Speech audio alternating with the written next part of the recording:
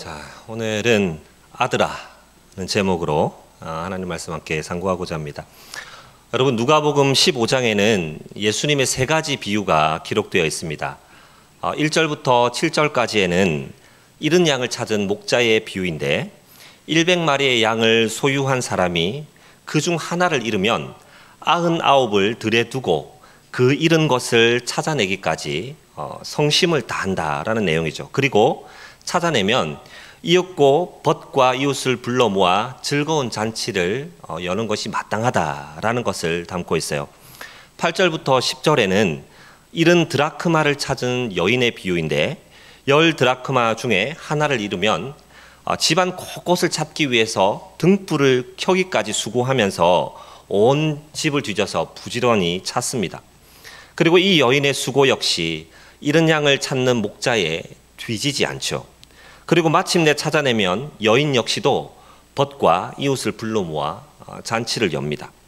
그리고 오늘 본문에 해당하는 11절부터 32절까지는 잃은 아들을 되찾은 아버지 비유인데 익히 잘 아는 탕자의 비유가 바로 이에 해당합니다.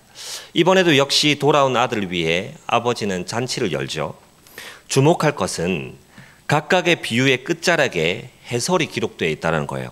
7절을 보니까 내가 너희에게 이르노니 이와 같이 죄인 한 사람이 회개하면 하늘에서는 회개할 것 없는 의인 99으로 말미암아 기뻐하는 것보다 더할 것이다 라고 얘기를 합니다.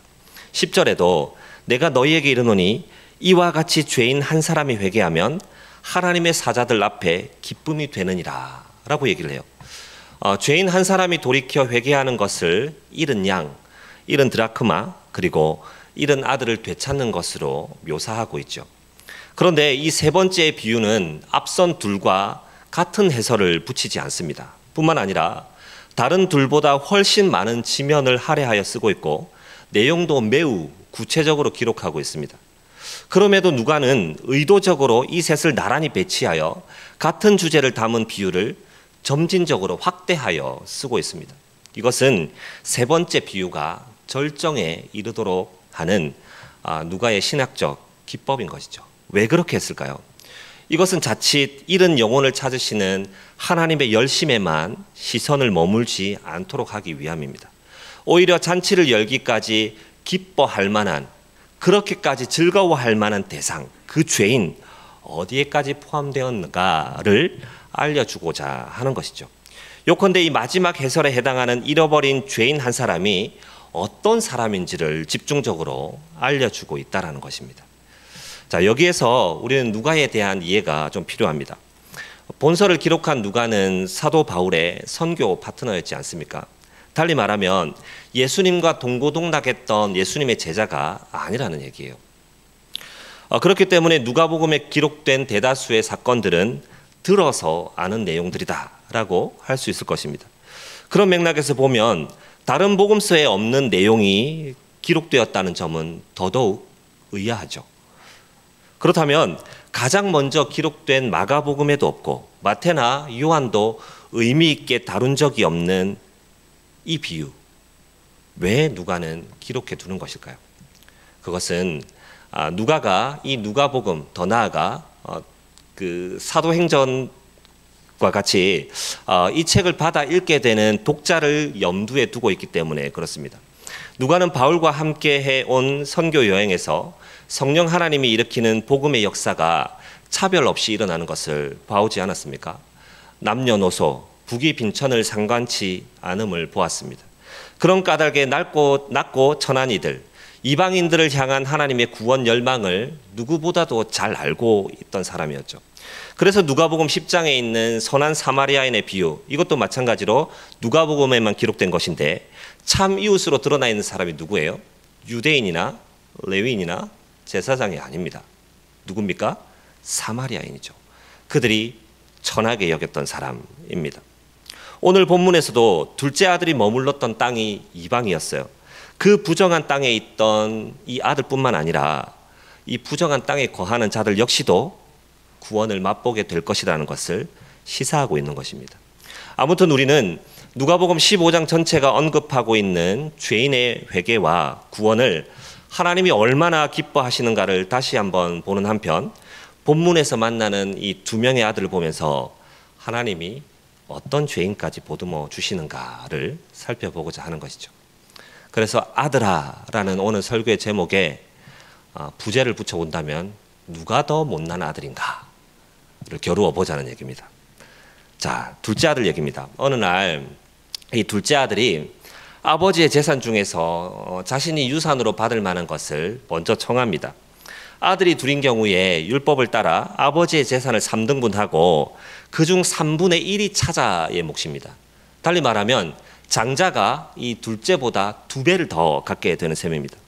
그러나 대개는 아버지의 임종시에 물려주는 것이 다반사였기 때문에 생전에 계시는 이 아버지께 와서 유산을 물려달라고 하는 것은 매우 공손치 못한 행동이죠. 잘못된 행동입니다. 아버지의 권위를 얼마나 만홀히 여겼는가를 보여주는 대목입니다. 그리고 본문은 그 후 며칠이 못 되어 서두르듯 재산을 다 모아 먼 나라로 가버린 아들을 얘기하고 있습니다. 며칠이 못 되었다. 뭘 말하고 있죠? 이것은 오래전부터 계획해 두었던 일이다라는 겁니다. 아버지를 떠나가기 위해서 다 어디로 갈 건지도 계획을 다 해놓고 아버지에게 돈 주시오라고 얘기를 한 것이죠. 허랑방탕하여 그 재산을 낭비하고 마침 그 나라에 닥친 흉년으로 궁핍해져요. 그리고 돼지를 치면서 돼지가 먹는 쥐염 열매로 허기를 달래야 할 만큼 비참한 지경에 놓이고 맙니다. 여러분, 사람의 이 가증한 죄악은 하나같이 이 그릇된 주인의식에서 출발합니다.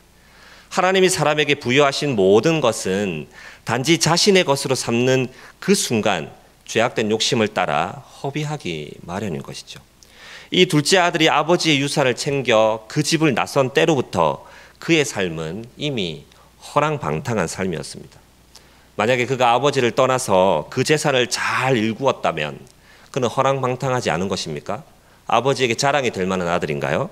거룩한 아들이라고 얘기할 수 있습니까? 승승장구했다면 허랑방탕을 정리하고 돌아갈 수 없었을 것 아닙니까? 아버지를 저버리고 떠난 이들이 금이 환영을 했다면 그는 칭찬받을 만한 아들인가요? 그렇지 않습니다.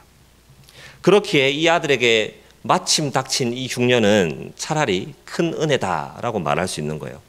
이 아들은 스스로 돌이켜 아버지의 품꾼이 되길 자처하며 아버지께 돌아가려고 하죠. 그러나 쥐염 열매를 먹을 수 있는 그 지경, 먹을 수 있을 그때까지만 해도 돌이키지 않았습니다.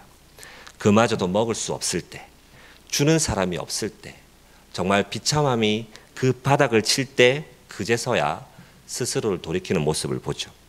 자, 스스로 돌이켰다라는 이 말을 RSV 역본에는 자신에게로 돌아오다라고 표현을 하고 있어요. 우리가 이 스스로 돌이켰다, 회개했다라는 것을 아버지께 하나님께 돌아갔다라고 이해하기 쉽지만 자신에게로 돌아왔다라고 얘기를 하는 거죠. 이 말은 아버지의 아들 된 그 신분을 버렸던 그때로, 그 신분이 회복되는 때로 돌아왔다라는 겁니다. 죄를 조차 허랑방탕하게 살고 있는 죄된 신분으로부터 돌아가는 것, 곧 참된 회개를 우리에게 말해주고 있습니다. 이와 같은 돌이킴은 자신의 비참한 지경을 직시해야 하고 또 자신을 살릴 분의 광대함을 바르게 알아야만 하는 것이죠. 그리고 그 광대한 그분께 용납을 받기 위해서 모든 처분을, 나에 대한 모든 처분을 전적으로 맡기는 과정이 필수라는 사실을 잊어서는 안 됩니다. 그야말로 자기의 의의를 다 포기하는 것이죠. 오늘 본문에는 이것이 2번이나 기록되어 있어요. 내 아버지에게는 양식이 풍족한 품꾼이 얼마나 많은가. 나는 여기서 줄여 죽는다. 내가 일어나 아버지께 가서 이르기를 아버지, 내가 하늘과 아버지께 죄를 지었사오니 지금부터는 아버지의 아들 아니어도 좋습니다. 나를 품꾼의 하나 정도로 치부해도 좋습니다. 라고 얘기하죠. 내가 하늘과 아버지께 죄를 지었다는 자기 고백, 자기의 비참함, 자신을 살리실 아버지의 풍족함, 그리고 그 아버지의 품꾼으로도 족하다며 어떤 처분이든 달게 받겠다는 의지, 다 담겨 있지 않습니까? 주 안에서 사랑하는 성도 여러분, 우리는 매우 많은 경우에 이 둘째 아들에게서 우리의 모습을 발견합니다. 아버지께로 발걸음을 돌리면 살 수 있다는 것을 깨닫는 것이 얼마나 큰 은혜인지 모릅니다. 품꾼도 양식이 풍족하다는 것을 알고 그 양식을 탐하여 돌아가는 것처럼 보이지만 사실 이것이 복음적 회개인 거예요. 내게는 아무런 권한도 없고 나 스스로를 일으킬 어떤 의지도 없지만 내 아버지께 가면 모든 것이 해결될 것이라는 그러한 고백, 이것이 복음적 고백인 것이죠. 구원 얻은 것만도 감사한데 이 한 몸 불살라 하나님의 일을 해야 되는 것 아니냐. 하나님이 내 모든 것을 다 취해 가셔도 내 생명을 구원해 주셨으니 다 던져야 되는 것 아니냐.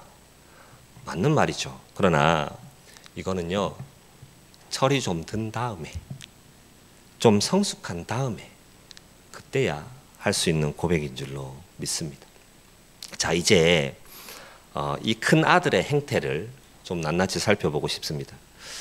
저는 2살 터울의 남동생을 둔 큰 아들입니다. 맞이이기 때문에 웬만하면 이 큰 아들 편을 좀 들어주고 싶은데 정말 누가 더 못난 아들인지 우열을 가리기가 쉽지 않습니다. 어느 날 첫째 아들이 밭에 있다가 집으로 이제 돌아갈 즈음에 풍악과 춤추는 소리를 들었다고 본문은 기록하고 있습니다. 여러분 시골 출신이 많지 않으시죠? 저는 시골에서 자랐지 않습니까? 촌에서 어느 한 집에 잔치가 열리면요, 이 풍악 소리는 온 동네에 퍼집니다. 어느 집인지는 정확히 몰라도 그 동네 어귀부터 다 들려요. 그런데 걸어오는 내내 이 풍악 소리가 안 들렸어요. 그러다가 집 근처에 왔을 때 소리가 들려왔던 것 같아요. 뭘 말할까요? 이것은 그 아버지의 소유된 땅이 얼마나 크고 넓었으면 그 소리가 들리지 않을 거리에서 일을 하다가 돌아왔겠는가 하는 것을 짐작케 하는 대목이죠. 달리 말해서 동생이 챙겨간 그의 몫을 제외한 사실상 자신의 것이라는 얘기예요. 26절에는 이 아들이 한 종을 불러서 이렇게 묻습니다. 무슨 일이냐? 종이 말해주죠. 예, 당신의 동생이 돌아왔습니다. 아버님께서 그를 다시 만난 기쁨으로 살진 송아지를 잡고 잔치를 열었습니다. 얘기했어요. 여러분, 이 무슨 일이냐라고 묻는 물음에서 우리 무엇을 발견할 수 있습니까? 그는 집 나간 동생에 대한 관심이 1도 없었습니다. 염려가 없었던 사람이에요. 그가 동생의 안위에 관심을 두고 노심초사했더라면 풍악 소리가 났다면 어땠을까요? 설마 혹시 내 동생이 왔나? 이렇게 생각해야 되는 것 아닙니까? 한달음에 그 집으로 달려 들어가지 않았겠어요? 그러나 이 맏아들은 종으로부터 이 얘기를 듣고는 화가 나서 씩씩대며 집 안에 들어가는 것조차 원치 않습니다. 그러다 그 아버지가 몸소 나와서 아들을 권합니다. 야, 들어가자. 아들아, 이 얼마나 경사스러운 일이냐. 온 동네 사람을 다 불러 모은 이 잔치에 아들은 이때에도 아버지의 권함을 받지 않아요. 그리고는 이렇게 말하죠. 29절인데요. 내가 여러 해 아버지를 섬겨 명을 어김이 없었는데 내게는 염소 새끼라도 주어 나와 내 벗으로 즐기게 하신 일이 없었습니다. 라고 말이죠. 사랑하는 여러분, 이것을 과연 아버지를 섬긴 것이라고 할 수 있습니까? 우리 성경에는 이를 완곡하게 표현했지만 원문의 의미를 그대로 가져오면요, 내가 여러 해 동안 아버지의 종처럼 살았습니다.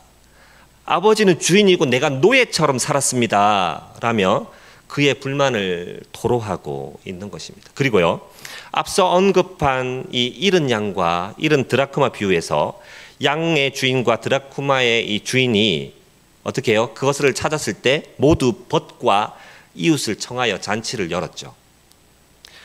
같은 맥락에서 본문에도 이 벗을 청하여야 할 사람은 당연히 이 아버지이지 않습니까? 그런데 보십시오. 도리어 큰 아들이 자신의 벗과 먹을 용도로 염소를 내어주지 않는다고 아버지를 비난하고 핀잔주고 있는 것이죠. 달리 말하면요, 잃은 아들을 찾은 아버지의 기쁨에는 관심이 없고 오로지 자신의 얘기만 하고 있어요. 그러면서 자신은 정당하게 아버지의 종처럼 살았는데 자신을 이 모양으로 치부한 아버지는 부당하다, 불의하다며 대들고 있는 것입니다. 이어서 30절을 보니까요. 아버지의 살림을 장녀들과 함께 삼켜버린 이 아들이 돌아오매 이를 위하여 살진 송아지를 잡으셨나이다 라고 얘기하고 있죠. 이것도 원문의 표현을 그대로 가져오면요. 그러나 장녀들과 더불어 당신의 재산을 먹어 없앤 당신의 이 아들이 왔을 때에 라고 얘기를 하고 있어요. 아버지라고 얘기하지 않아요. 당신의 아들, 당신의 아들, 나와는 상관없는 당신의 아들, 이렇게 얘기하고 있습니다. 자신의 아버지가 이 내 아들은 죽었다가 다시 살아났으며 내가 잃었다 다시 얻었다라고 얘기할 때 이 당신의 아들이라고 비꼬아 사용하고 있는 것이죠. 사랑하는 여러분, 이 모든 것을 한데 모아보면요, 이 큰 아들의 가장 큰 비참함이 무엇입니까? 아비의 마음을 전혀 모르고 있다는 것입니다. 여러분, 자녀가 속을 썩이고 구중을 해도 듣지 않고 말도 잘 안 통할 때 정말 힘든 것이 무엇이에요? 저걸 확 어찌하지 못해서 그렇습니까? 아니죠. 아무리 애써도 내가 그 마음을 헤아려 보려고 온 마음을 다해도 도저히 온전히 그 아이의 마음을 다 알지 못하기 때문에 그렇지 않습니까? 이해하고 싶은데 그게 안 돼서 그런 것 아닙니까? 사랑하면 더 알고 싶지 않습니까? 그런데 끝내 웃을 수 없는 것은 우리도 이 큰 아들과 다르지 않기 때문일 겁니다. 아버지의 모든 명령을 순종하여 그를 섬겨 행하는 것처럼 말하지만 신학자 탈벗의 말을 인용해 보자면 법적인 울타리 안에서 불법적인 삶을 사는 것과 마찬가지죠. 둘째 아들이 분명한 죄인이었다면 큰 아들은 은밀한 그러나 더 악한 죄인이라는 사실을 우리가 놓쳐서 그런 것이죠. 그런데 가슴 저미는 이 아버지의 한결같은 태도가 무엇이에요? 31절을 보니까요. 아버지가 이르되 예, 너는 항상 나와 함께 있으니 내 것이다, 내 것이다 라고 말씀해요. 성도님들은 어디에 이 감동이 오십니까? 하나님께 다 내 거다 요겁니까? 우리 본문에는 예라고 표현이 되어 있지만 헬라 원문에 보면 테크논이라는 단어를 쓰는데 아들아, 아들아 라고 얘기하고 있는 것이죠. 그래요. 아버지가 이 큰 아들을, 아들 되기를 거부하는 이 아들을 일컬어서 그래도 아들아, 아들아 라고 얘기해주고 있다는 것입니다. 허랑방탕한 삶을 살던 그 아들이 아버지를 찾아올 때 그저 용납하고 안아주셨던 이 아버지는 큰 아들 역시 아들이길 거부함에도 아들아 하고 불러주고 계신다는 사실이에요. 이것이 얼마나 큰 반전입니까? 그래서 누가복음 15장은 죄인을 구원하시는 하나님의 열심뿐 아니라 용납 못할 죄인이 없다는 하나님의 무한한 사랑을 우리에게 일러주고 있는 것인 줄로 믿습니다. 말씀을 정리하겠습니다. 여러분, 우리는 모두가 둘째 아들이었고 또 첫째 아들인 사람들입니다. 우리는 일찍이 우리의 죄악된 욕심을 쫓아 아버지를 떠났던 사람들 아닙니까? 그런데요, 이제는 첫째 아들의 자리에 서서 그와 똑같은 태도를 취하고 있지는 않습니까? 공동체 안으로 어렵게 돌아오는 이들을 품어주지 못하고 그들을 외로움으로 몰아넣지는 않습니까? 선교를 말하지만 정작 우리 공동체 내에 있는 영혼에 대한 관심은 없는 것 아닙니까? 중고등부 청년부에는 수없이 많은 둘째 아들이 있습니다. 젊은 날 하나님 없이 다 할 수 있을 것 같아서 바리바리 짐 싸들고 그 하나님을 떠났던 아이들입니다. 그러나 스스로 돌이켜 하나님께 돌아왔는데 이 교회로 돌아온 이들의 정착에 상당한 위력을 행사하는 걸림돌이 무엇이겠습니까? 지금도 그들을 유혹하는 죄일까요? 다시금 쌓아 올린 자기들의 정체성일까요? 성체일까요? 예, 이 모든 것들을 아니라 말할 수 없을 거예요. 그러나 그러한 형편까지라도 헤아려 줘야 마땅한 큰 아들로부터 쏟아지는 맹공이라는 사실을 절대로 잊어서는 안 됩니다. 사랑하는 여러분, 본문 마지막에 이 아버지의 당부를 좀 우리도 뼈아프게 받기를 원합니다. 같이 한번 읽겠습니다. 마지막 32절입니다. 이 내 동생은 죽었다가 살아났으며 내가 잃었다가 얻었기로 우리가 즐거워하고 기뻐하는 것이 마땅하다 하니라. 아멘. 아버지가 무엇을 청하고 있습니까?